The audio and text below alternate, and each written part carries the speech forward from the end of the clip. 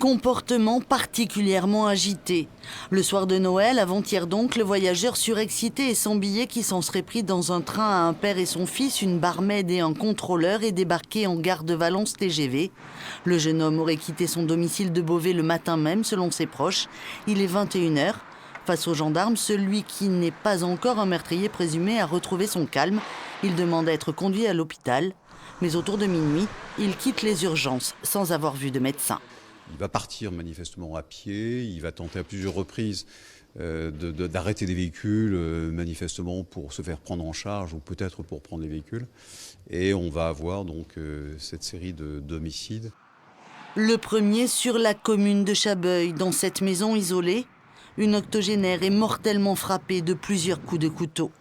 À 3h30 du matin, l'individu inquiet filmé par les caméras de surveillance en train de errer au centre-ville de Chabeuil vient vraisemblablement de tuer et il va recommencer. Dans le village voisin de Montvendre, c'est lui qui pourrait avoir assassiné sauvagement un couple d'agriculteurs à la retraite. Il vole aussi leur voiture et repart vers le sud. Le jour s'est levé quand il s'arrête dans la zone commerciale d'Orange. Il est 8h du matin. Devant le supermarché Grand Frais, le responsable est à son tour violemment attaqué au couteau, au point que la lame se casse.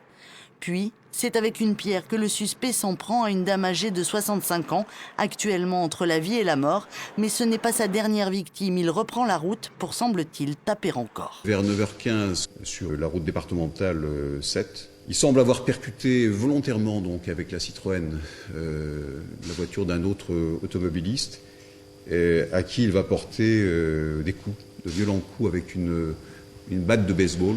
2 heures plus tard, l'homme entre dans la gare d'Avignon, hagard et confus. Il est 10h25, il n'oppose aucune résistance aux gendarmes qui l'interpellent.